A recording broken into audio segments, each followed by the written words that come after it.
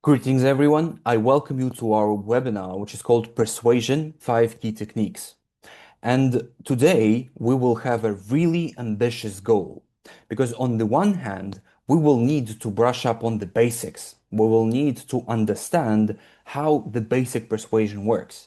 But on the other hand, we will not only touch the common knowledge, we will go deeper. We will dive really deep in understanding not only the persuasion, but the psychology behind it. And today, our work will be divided into three big parts. First of all, we will nail down the term. By nailing down the term, we will understand what is our frame of conversation today, so that you would be able to use the tools discussed today in relevant situation, which in turn will yield you results. Then, as promised, it would be strange for me not to give you 5 key persuasion techniques because it is in the name of the webinar, but still you will get 5 things which you will be able to implement right off the bat. Once the webinar is over, you are good to go. And obviously, in the end, so that your good to go will, as I said, yield results, we'll do a small practice because these techniques might seem easy, might seem simple, but they still require some training, some practice.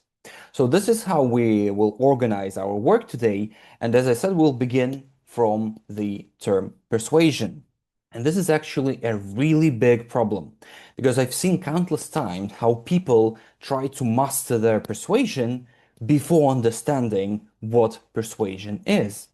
And to do that, we will go to our honorary scientists, people who know absolutely everything about persuasion.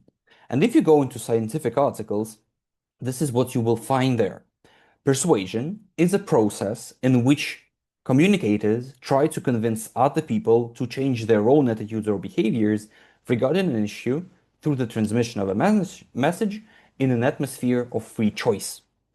And you can say that, well, Fred, this is kind of lengthy, kind of cumbersome, and to be honest, kind of boring. Well, it is, but actually, there are 3 crucially important points here. First of all, it is all about change. And this change is the thing which makes persuasion a special communication genre.